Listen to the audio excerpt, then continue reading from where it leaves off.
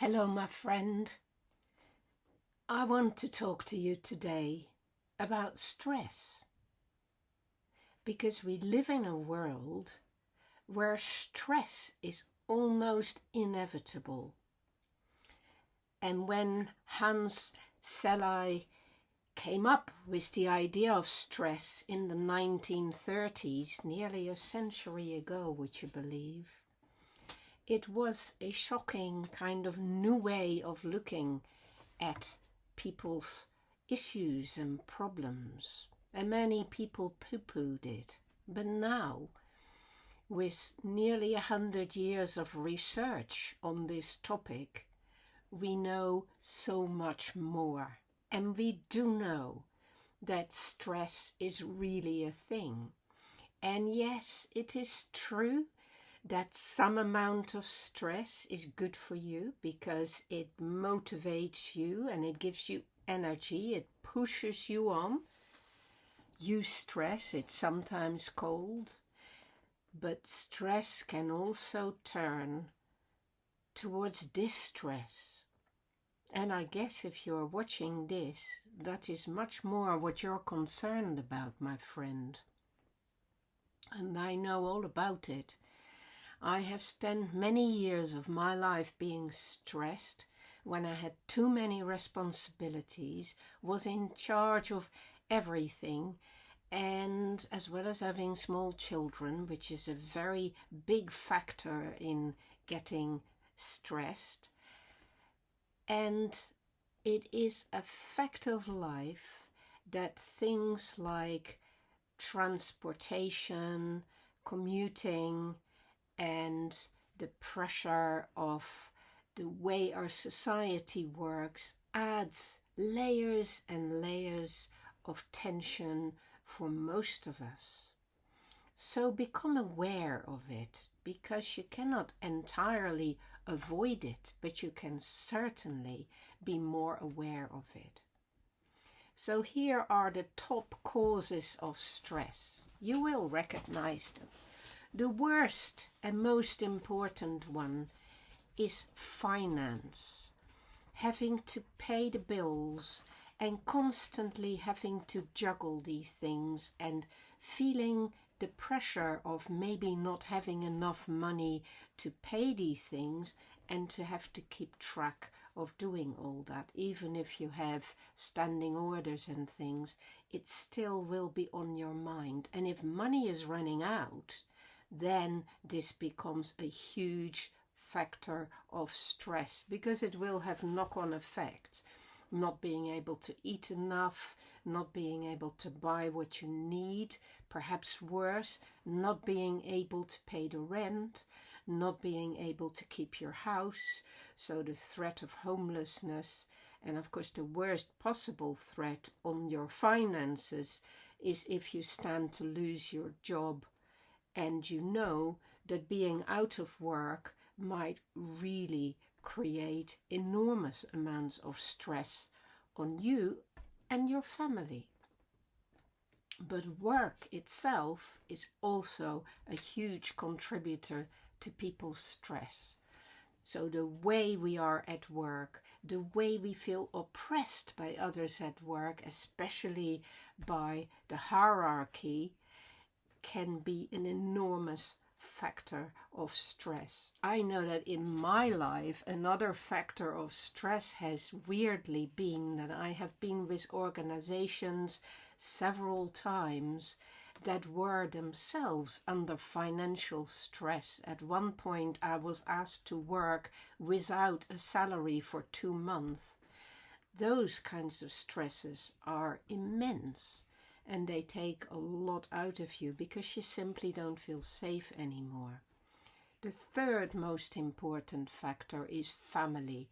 And yes, that is not just about disputes in the family with, siblings or parents, but it is about looking after children.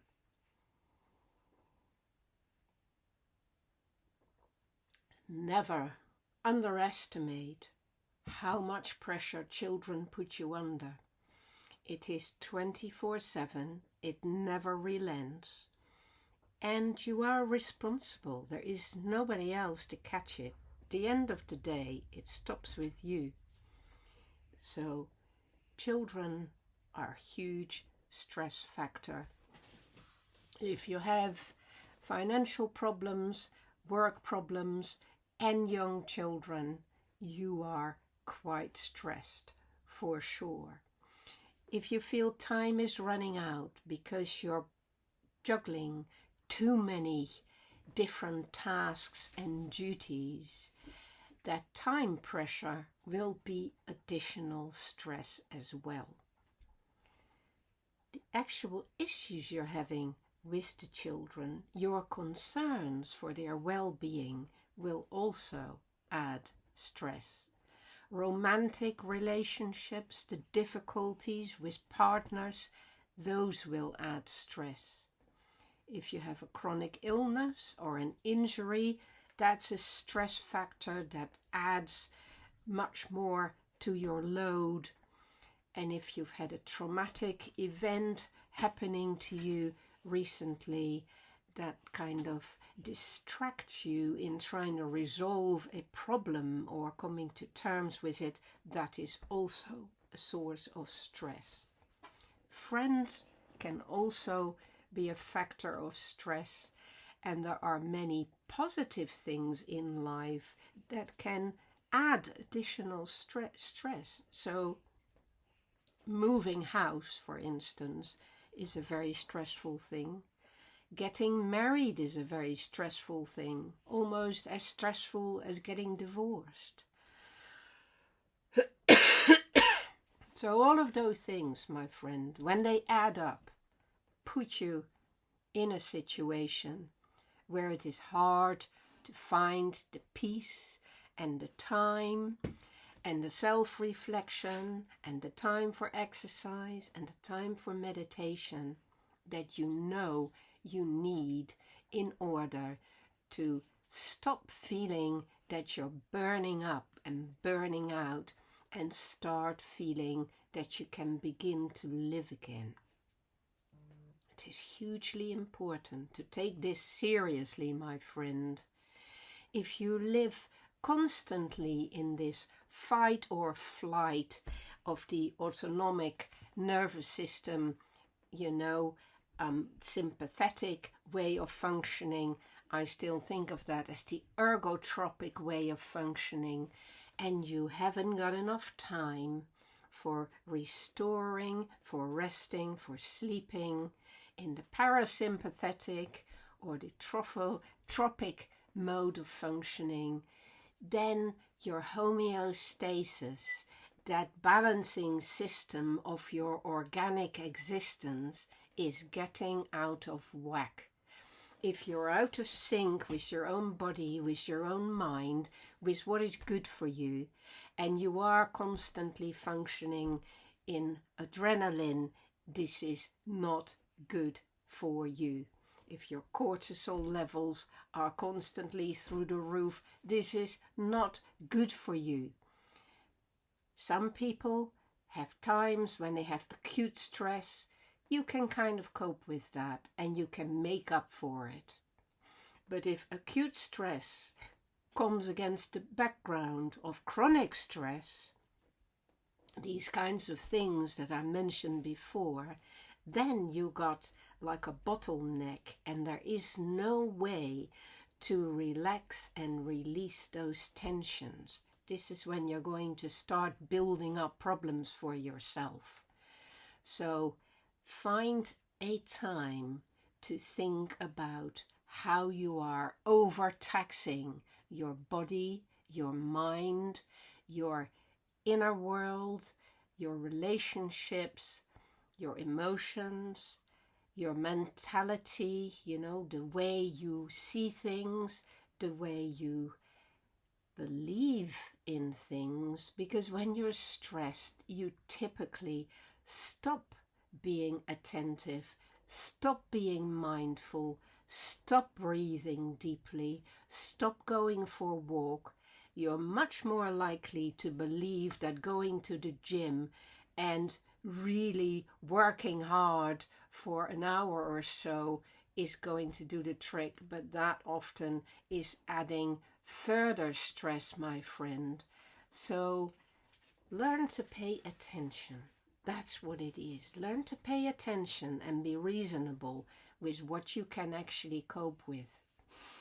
Each person has limits, and we cannot all cope with those massive amounts of stress that many situations in life seem to evoke and seem to bring about and seem to exact of you in a weird way. Be aware of what you're doing to yourself and build a different pattern. Talk with the people around you. Just stop and make a plan for how this can change. It's no good to live a life under duress and constantly stressed out, not enjoying anything. Life is not about that, my friend. Yes, you do have to earn a living. Yes, you do need to have a home, look after it, look after your family, your relationships, all of that true. But find a more organic way to make that work out for you, my friend. You owe it to yourself and you owe it to the people around you. You know, stressed people are no fun to be around. They become cranky and grumpy. They become irritable. And basically, they're carrying too big a load. So ask for others to pay attention to this crisis, which should be of interest to them as well as to you. No employer should exhaust their employees or be overly demanding. No partners should put all the pressure on one person. There is probably something uneven in your life, something out of balance in your life, my friend, and this is why you have allowed the stress to press you down and weigh you down and make you into a martyr. No more. Take time for yourself. Sit by a river, by the sea, by a tree.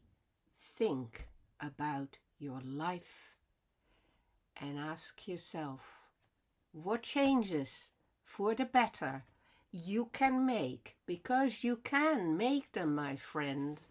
You have much more freedom in readjusting your life than you imagine, and if it needs a complete change, so be it, because you will not live well or long under chronic stress.